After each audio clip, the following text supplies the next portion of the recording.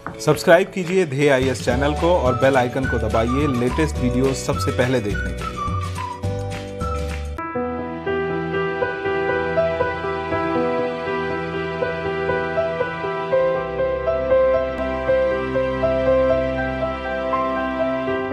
नमस्कार, मैं सुनील वर्मा ध्येय आईएएस टीम की ओर से आपका स्वागत करता हूं ध्येय टीवी पर। हम बात करेंगे डेली करंट अफेयर्स के अपने प्रोग्राम पर, जैसा कि हम प्रतिदिन करते आए हैं। आज की वीडियो में मैं बात करूंगा अमेरिका में हो रहे हिंसक विरोध प्रदर्शन पर। जी हां, यह वही विरोध प्रदर्शन है जिसके वजह से लगभग पूरा अमेरिका इस समय अशांत है। 140 शहरों में लगभग विरोध प्रदर्शन हो रहे हैं और 40 से अधिक शहरों में कर्फ्यू लगा दिया गया। यहां तक कि डोनाल्ड ट्रंप को भी अपने व्हाइट हाउस के बंकर में कुछ देर जाकर रुकना पड़ा, क्योंकि सिक्योरिटी जो गार्ड थे उन्होंने यह समझ लिया था कि यह जो विरोध प्रदर्शन है यह व्हाइट हाउस के अंदर भी प्रवेश कर सकते हैं। मुद्दा काफी जटिल है, लेकिन समझने योग्य है कि आखिर इसके पीछे कौन कौन से कारण है। क्या सिर्फ यहां पर किसी एक व्यक्ति की मौत का मामला है, या फिर इसकी कुछ ऐतिहासिक जड़ें हैं जिन्हें हमें समझने और देखने की जरूरत है। अमेरिका, जो कि विश्व का सबसे शक्तिशाली देश माना जाता है, वह इस समय कई चुनौतियों का सामना कर रहा है। सबसे पहले वहां पर कोरोना वायरस का प्रभाव देख सकते हैं। वहां पर 18 लाख से अधिक लोग कोरोना वायरस से संक्रमित हो चुके हैं और अपनी जान बचाने के लिए जद्दोजहद कर रहे हैं। वहीं दूसरी तरफ यहां पर मौत का जो आंकड़ा है कोरोना वायरस की वजह से 1 लाख के करीब पहुंच गया। तो कुल मिलाकर यह जो कोरोना वायरस था, इसमें सोशल डिस्टेंसिंग की आवश्यकता थी, लेकिन अपनी जान को जोखिम में डालकर अब वहां की जनता सड़कों पर उतर चुकी है और उद्देश्य एक ही है, जस्टिस फॉर जॉर्ज फ्लॉयड। देखिए, आपकी स्क्रीन पर एक इमेज दिखाई दे रहा है जिस पर लिखा हुआ है जस्टिस फॉर जॉर्ज फ्लॉयड। यह एक व्यक्ति हैं और इनकी जो है कि कुछ समय पहले, अर्थात कुछ दिन पहले इनकी मौत हुई और उसी से पूरा मुद्दा घिरा हुआ है। इसके साथ साथ कुछ और इमेज देख लीजिए। यहाँ पर एक जो यह आपका पोस्टर जो है कि काफ़ी वायरल हो रहा है, वह है ब्लैक लाइव्स मैटर, अर्थात जो काले कलर के लोग हैं उनकी जिंदगी का भी अपना एक महत्व है।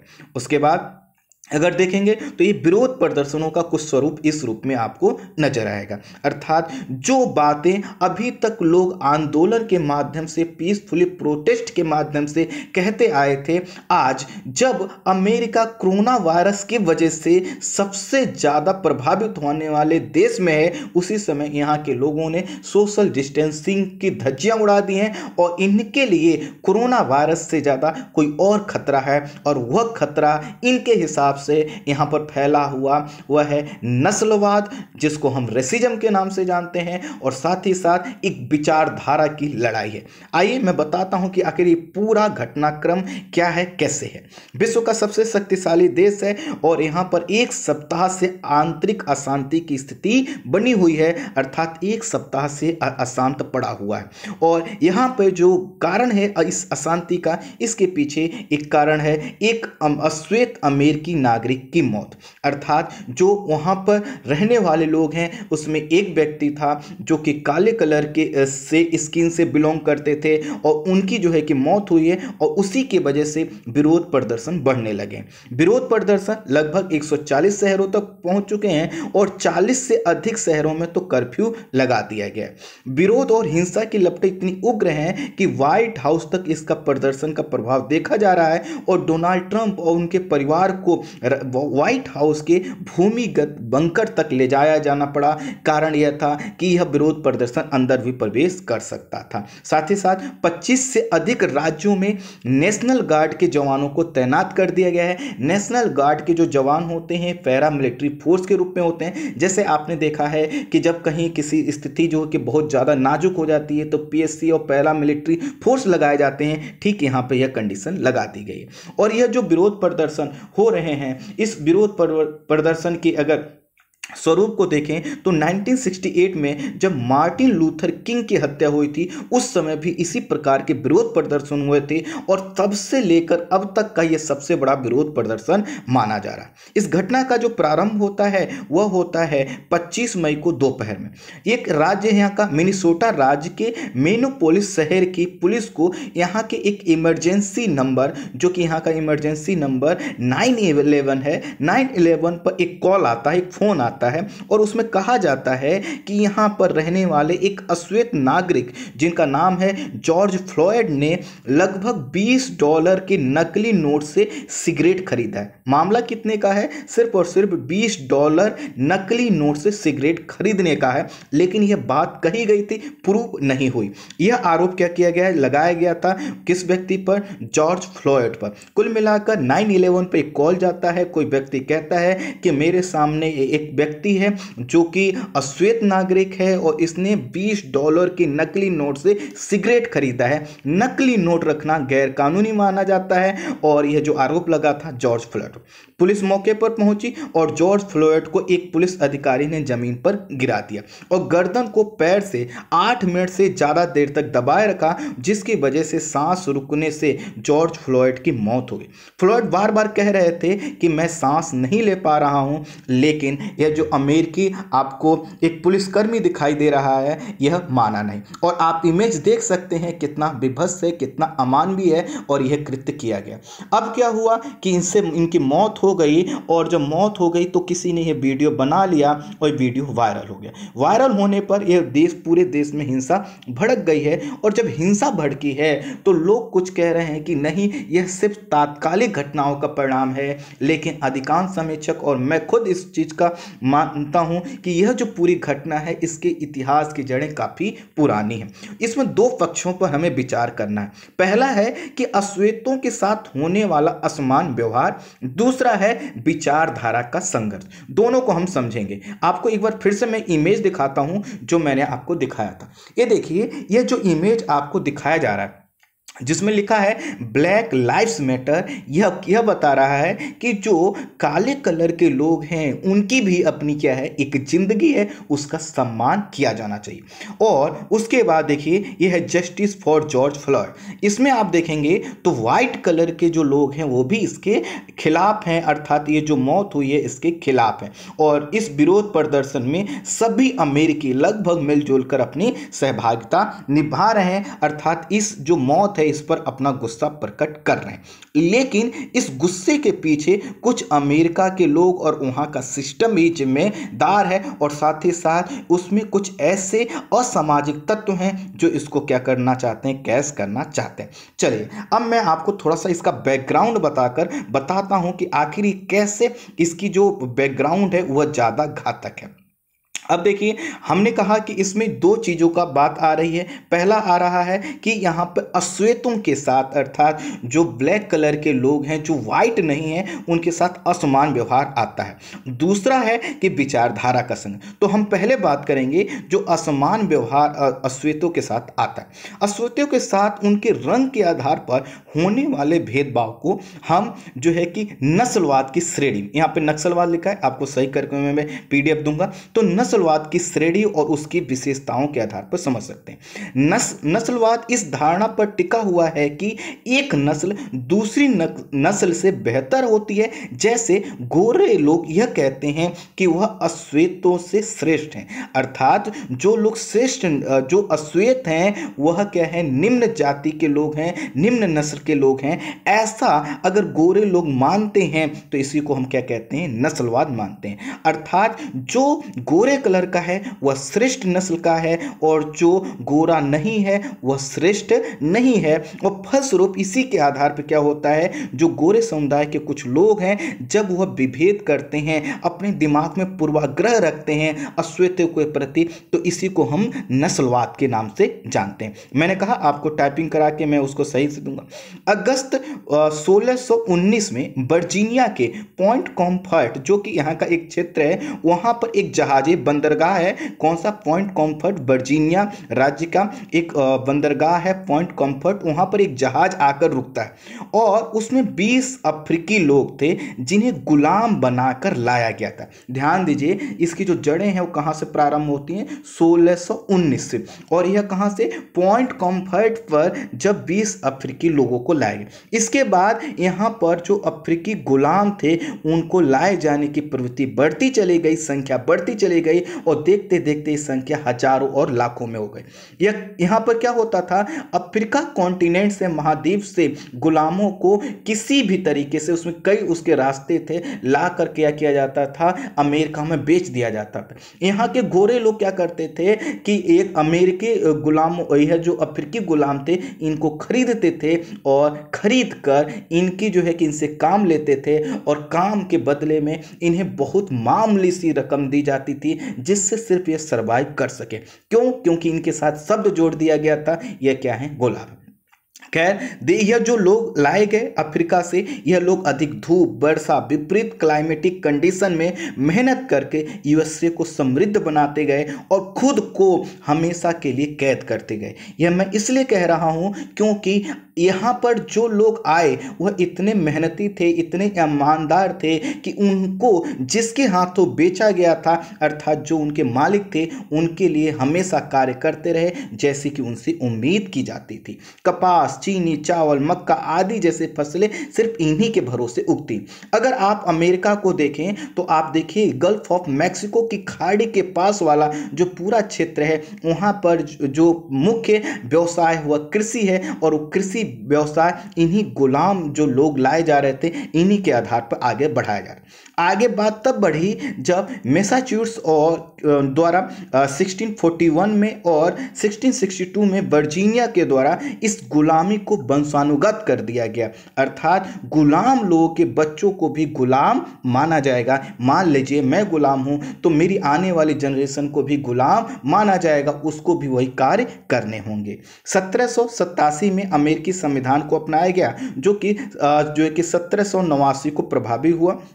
जब ये 1789 को प्रभावी हुआ तो यह माना जा रहा था कि सब कुछ ठीक हो जाएगा, लेकिन ऐसा कुछ नहीं हुआ। संविधान द्वारा स्वतंत्रता और समानता की बात अवश्य की गई, लेकिन अभी भी जो अश्वेत थे वह श्वेत के बराबर नहीं हुए। उन्हें वोट देने का अधिकार नहीं था और उनके बच्चे पब्लिक स्कूल अर्थात जो गवर्नमेंट फंडेड स्कूल है उसमें वह पढ़ नहीं सकते थे।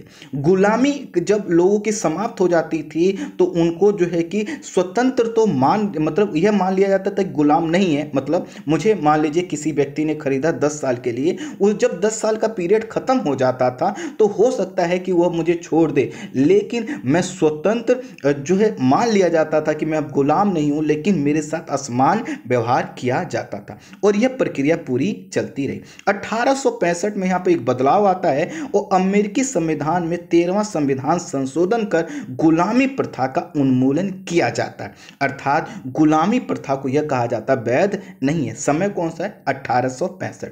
लेकिन अब देखिए संविधान में तो संशोधन हो गया, लेकिन यहाँ के जो गोरे समुदाय के लोग थे इनका मानसिक संशोधन नहीं हुआ। मानसिक संशोधन ना होने के कारण यह लोग क्या थे? पूर्वाग्रह से ग्रसित थे। किस तरह से कि जो ब्लैक कलर के लोग होते हैं वो चोरी करते हैं, वो ड्रग्स का व्यापार करते हैं, गैर कानूनी गतिविधियों को अंजाम देते हैं और साथ ही साथ ये अलगाववादी भावना रखते हैं, देश को तोड़ने का काम करते हैं। क्यों यह धारणा उनके दिमाग में बैठ गई? क्योंकि वह यह मान के चल रहे हैं कि जो गोरे नस्ल के लोग होते हैं वह श्रेष्ठ होते हैं और जो ब्लैक कलर के लोग होते हैं वह श्रेष्ठ नहीं होते हैं। वर्ष 2014 में जब यहाँ के राष्ट्रपति खुद बराक ओबामा हैं, उन्होंने एक साक्षात्कार में कहा कि यहाँ पे जो नस्लवाद की समस्या है वह हमारे समाज में गहरी पैठ बना चुकी है और अभी कई प्रकार के सुधार करने यहाँ पर बाकी हैं। वर्तमान जो मामला है वो पुलिस से जुड़ा है, तो अगर हम देखें कि क्या पुलिस जिसके ऊपर वहां पर शांति स्थापित करने के, लोगों को न्याय दिलाने की जिम्मेदारी है, क्या वह भी पूर्वाग्रह है? तो आपको पता चलेगा जी हाँ। अमेरिका में अश्वेत आबादी का जो प्रतिशत है वो 13% है, लेकिन श्वेत अमेरिकियों की तुलना में लगभग 2.5 गुना अधिक अश्वेतों को पुलिस द्वारा गोली मारी जाती है। यह आंकड़े हैं। उसके साथ साथ यह भी पता चला है कि पुलिस रिकॉर्ड पर नजर रखने वाले संस्था व्यवस्था मैपिंग पुलिस वायलेंस के मुताबिक 2013 से 2019 के बीच पुलिस कार्रवाई में 7,600 से अधिक अश्वेत लोग मारे गए और प्रत्येक माह यहाँ पर 3 अश्वेतों को गोली मारकर मौत हो जाती है और इसमें जिम्मेदारी होती है पुलिस की।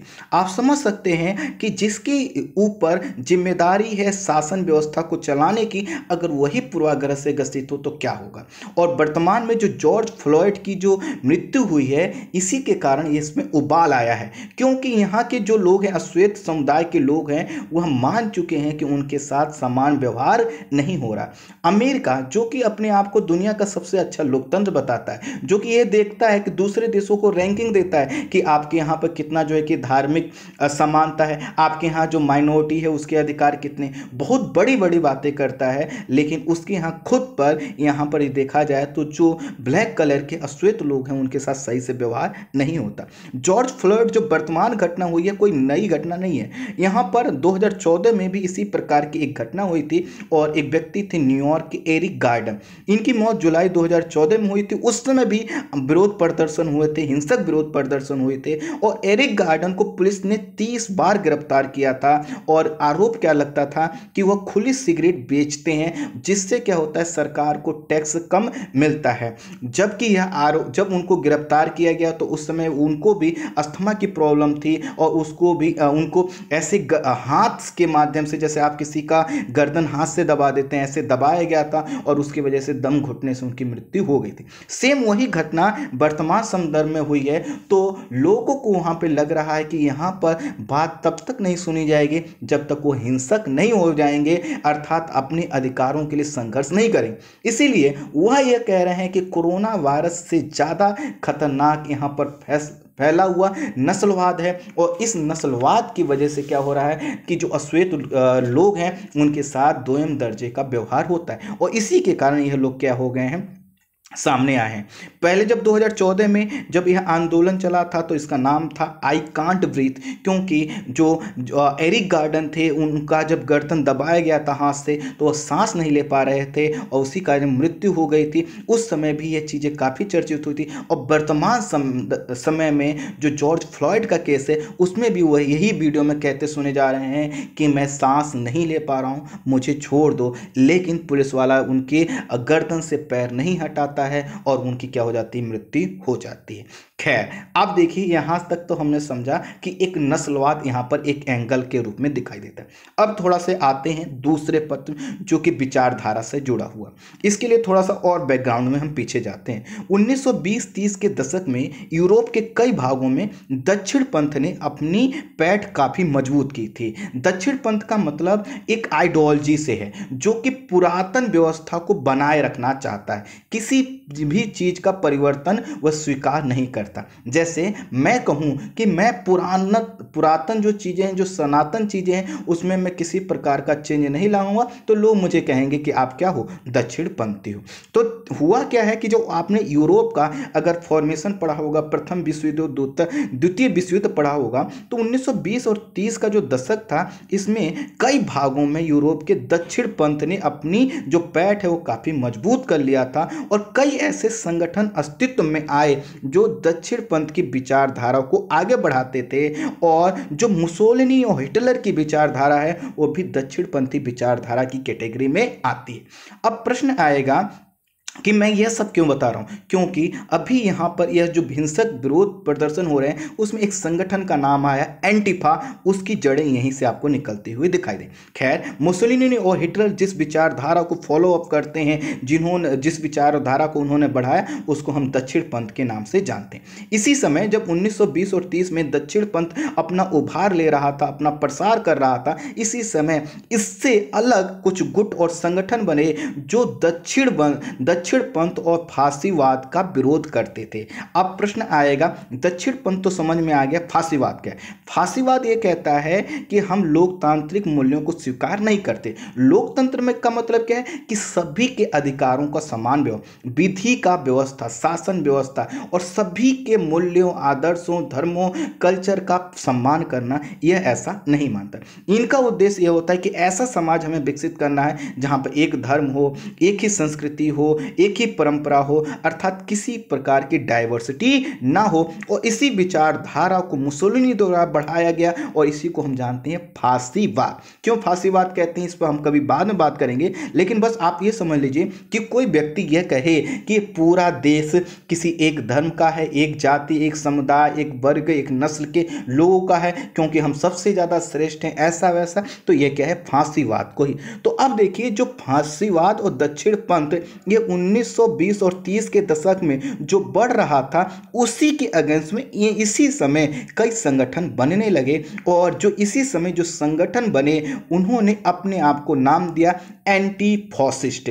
और एंटी फासिस्ट मतलब जो है कि वह जो फांसीवादी विचारधारा का विरोध करते हैं, जो फांसीवादी विचारधारा को रोकना चाहते हैं, उनको एंटी फासिस्ट, और इसको शॉर्ट फॉर्म में हम एंटीफा के नाम से जानते हैं। अर्थात जो मुसोलिनी और हिटलर की जो आइडियोलॉजी थी, जो विचारधारा था, उसी के समानांतर एक और विचारधारा यूरोप के साथ साथ अमेरिका में भी विकसित हो रही थी। जो लोग यह कहते थे कि नहीं, यह विचार गलत है और इस विचार को रोकना चाहिए। किस विचार को रोकना चाहिए? फांसीवाद और दक्षिणपंथ के बढ़ते प्रभाव और इस विचारधारा को रोकना चाहिए, क्योंकि समाज को तोड़ता है, समाज को यह खंडित करता है, इसमें जो है कि असमानता क्रिएट करता है, वर्ग विभेद क्रिएट करता है। और इन्हीं लोगों को कहा गया एंटीफा अर्थात एंटी फासिस्ट। यह जो ग्रुप है यह गुप्त रूप से कार्य करने वाला कम्युनिस्ट संगठन माना जाता है। अर्थात ये जो पूंजीवादी व्यवस्था है उसका भी क्या करता है, यह विरोध करता है।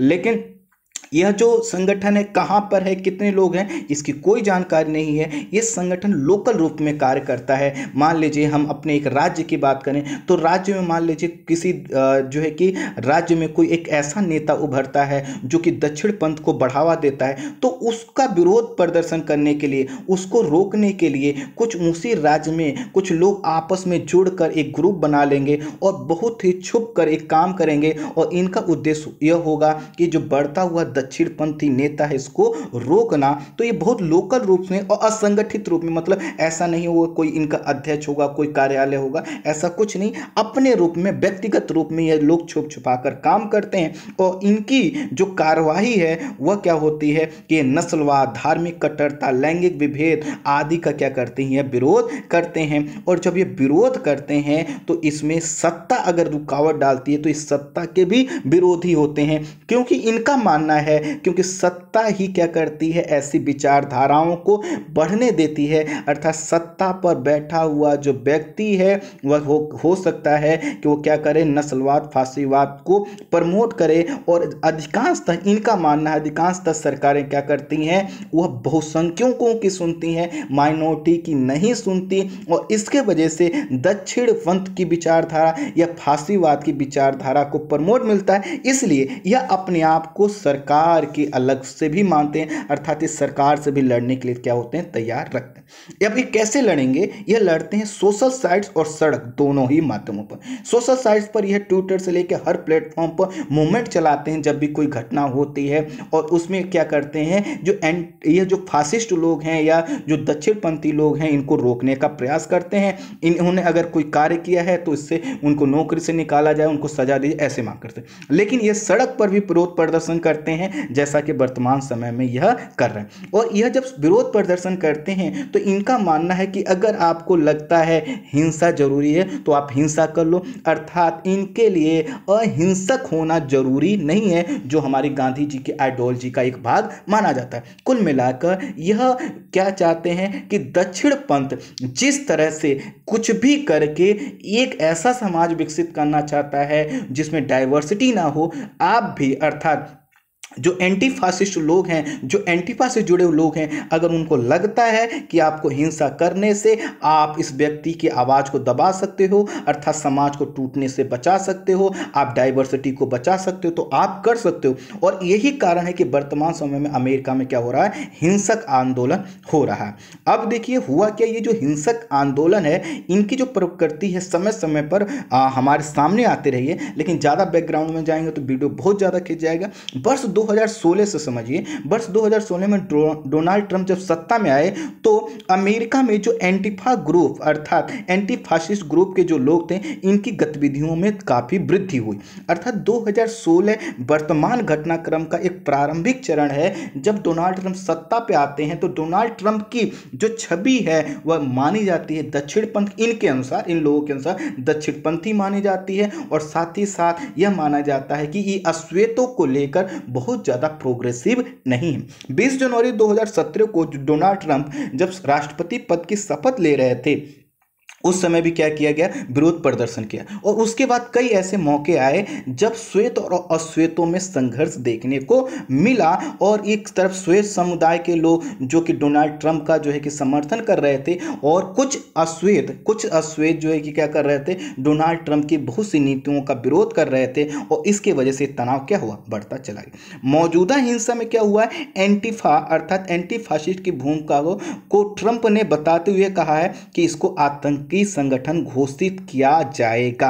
अर्थात यह जो पूरा घटनाक्रम है, इसको डोनाल्ड ट्रंप इस रूप में देख रहे हैं कि यह कुछ ऐसे लोग हैं जो असामाजिक तत्व हैं, ये कम्युनिस्ट लोग हैं जो कि देश को अशांत करना चाहते हैं, और उनके द्वारा ऐसा किया जा रहा है। तो यह जो आपका जो कम्युनिस्ट लोगों का ये समूह है एंटीफा, इसको क्या किया है, इन्होंने कहा है कि हम आने वाले समय में इसको आतंकवादी संगठन घोषित करेंगे। लेकिन बात यहाँ पर सिर्फ इतनी नहीं है, बात यह है कि आप ठीक है इसको एंटी फासिस्ट जो यह संगठन है, इसको आप आतंकवादी संगठन घोषित कर देंगे, लेकिन वहीं पर अमेरिका के रहने वाले लोगों का यह भी मानना है आप फिर उन श्वेत संगठनों को भी आतंकवादी घोषित कीजिए जो हिंसा का सहारा लेकर, जो कि व्हाइट थ्योरी को आगे बढ़ाते हैं। अब व्हाइट थ्योरी को आगे बढ़ाने का मतलब है जो ये कहते हैं कि श्वेत लोग ही सर्वश्रेष्ठ हैं, और जो अश्वेतों पर हमला करते हैं और अश्वेतों पर हमला करके उनके नागरिक अधिकारों का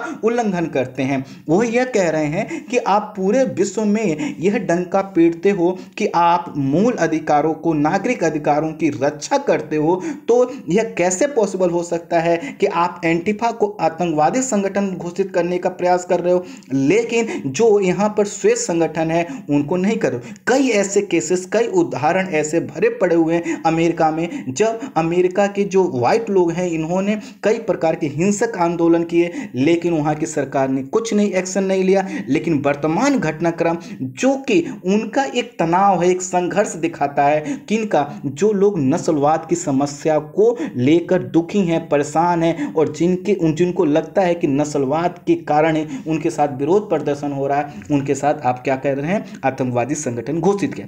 खैर अभी यह क्लियर नहीं है कि ऐसा हो पाएगा कि नहीं। कारण यह है कि अमेरिका में घरेलू आतंकवाद के लिए कोई घरेलू आतंकवाद विरोधी कानून अमेरिका में नहीं है, और इसके कारण एंटीफा और श्वेत जो संगठन है, जो कि दक्षिणपंथी संगठन के रूप में जाने जाते हैं, उनको पर प्रतिबंध लगाना कहां तक कानूनी होगा यह तो आने वाला समय ही बताएगा। इसके साथ साथ ट्रंप ने एक और चीज़ का इशारा किया। दो चीज़ें हमने देख ली, एक तो विचारधारा में यह वह लोग हैं जो एंटीफा से जुड़े हुए हैं, यह कह रहे हैं कि जो श्वेतों के साथ हो रहा है यह दिखा रहा है कि आप क्या करते हो, माइनॉरिटी और नस्लवाद के आधार पर आप विभेद करते हो, और जो जितनी भी घटनाएं होती हैं पुलिस के द्वारा मारे जाने की, वो अश्वेतों के साथ ज़्यादा होती हैं, और आप यह जो कार्य कर रहे हो अमान भी है। और इसी को लेकर एंटीफा क्या हो गया, ज़्यादा उग्र हो गया है, और इसी के साथ साथ जो श्वेत संगठन है वह भी अब लड़ने के लिए क्या है, तैयार हो गए। लेकिन इसमें एक तीसरा पक्ष और आया है, वह है कि जो ट्रंप हैं उन्होंने अपने जो प्रतिद्वंदी जो बिडेन, जो कि वहाँ पे राष्ट्रपति उम्मीदवार के उनके प्रतिद्वंदी हैं, उन पर भी हिंसा को भड़काने का आरोप उन्होंने लगाया। अर्थात वो यह कह रहे हैं कि ये जो पूरा जो घटनाक्रम हुआ है इसमें नस्लवाद का उन्होंने कोई जिक्र नहीं किया। उनका कहना है ये सिर्फ एंटीफा और साथ ही साथ जो यहाँ पे जो बिडेन है उनके द्वारा यह हिंसा की गई है। लेकिन अधिकांश जो पत्रकार और समीक्षक हैं वह कह रहे हैं कि सिर्फ आप इसको एंटीफा से जोड़कर मत देखिए, वो इस वजह से मत जोड़कर देखिए क्योंकि नस्लवाद, एंटीफा और सभी गतिविधियां एक दूसरे से मिली हुई हैं। कोरोना वायरस के केसेस में एक नया चीज जो सामने वहां पर आया है वह यह आया है कि अमेरिकियों की अमेरिका में जो ब्लैक कलर के लोग हैं उन पर इसका प्रसार ज़्यादा हो रहा है, वह ज़्यादा संक्रमित हो रहे हैं। तो कई तरह के पूर्वाग्रह दोनों ही पक्षों में है और इसी की वजह से जो असंतोष है वह जो है कि ब्लैक कलर के लोगों में ज़्यादा है और वह असंतोष इस समय हिंसा के रूप में प्रकट हो रहा है। यहाँ पे एक चीज़ क्लियर कर दें कि आपको एज ए स्टूडेंट किसी का पक्ष नहीं लेना है, ना तो आपको यह कहना है कि यह जो एंटीफा के द्वारा की जा रही गतिविधियां हैं यह सही है और ना ही यहाँ पर यह कह देना है कि नहीं नस्लवाद की भूमिका यहाँ पर कुछ भी नहीं।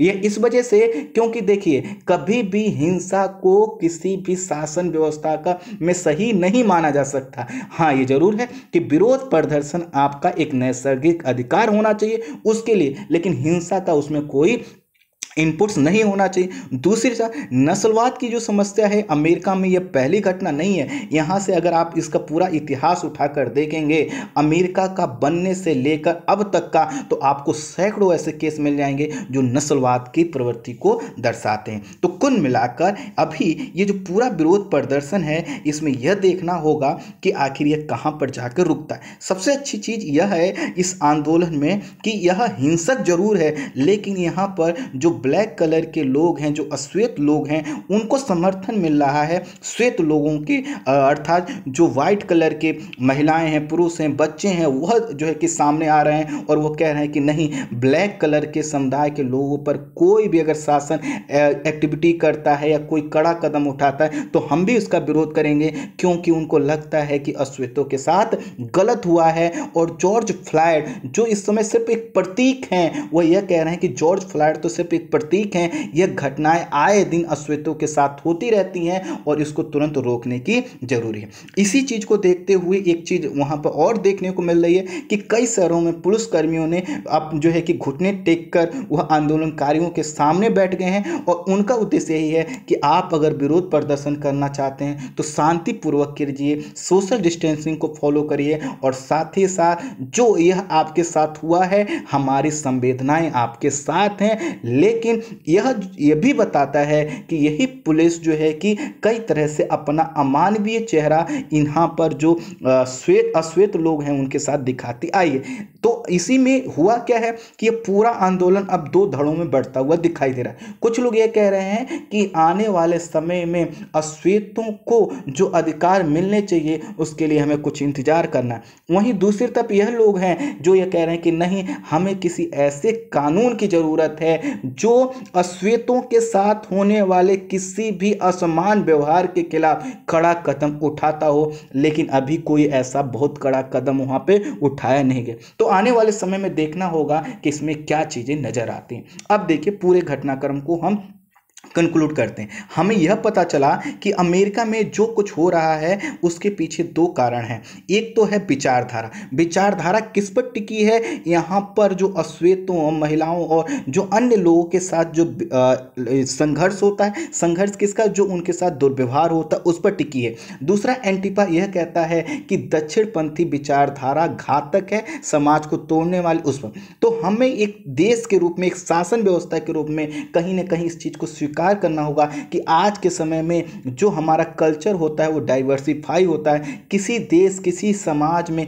यह कभी पॉसिबल अब नहीं हो सकता कि हम क्या करें, किसी एक नस्ल, धर्म, जाति, समुदाय के लोगों का ही सिर्फ वो देश हो, वर्चस्व हो। तो यहाँ पर दोनों चीजों को देखना है कि एंटीफा जैसे संगठन जो कि हिंसा का सहारा लेते हैं उनको किसी रूप में स्वीकार ना किया जाए, साथ ही साथ जो इस डाइवर्सिफाई कल्चर को, एक मिक्स कल्चर है, इसको बर्बाद करना चाहते हैं उनको भी ना बख्शा जाए। आने वाले समय में देखना होगा कि डोनाल्ड ट्रंप कितने सुलझे हुए तरीके से इस पर एक्शन लेते हैं। हालांकि जो समीक्षक हैं उनके अनुसार डोनाल्ड ट्रंप की जो गतिविधियां हैं उसके वजह से यह जो एंटीफा के लोग हैं उनमें विरोध प्रदर्शन ज्यादा उग्र है। अगर यहां पर कोई ऐसा नेता होता जो कि थोड़ा सा पोलाइट होता, मुद्दों को गंभीरता से और अच्छे से समझता और साथ ही साथ जो ब्लैक कम्युनिटी के लोग हैं उनके बातों को ज्यादा गंभीरता से सुनता, तो हो सकता है कुछ और भी परिणाम होते। खैर आने वाले समय में कोई भी अपडेट होगा तो मैं जरूर बताऊंगा। आज की वीडियो में इतना ही। Thank you so much.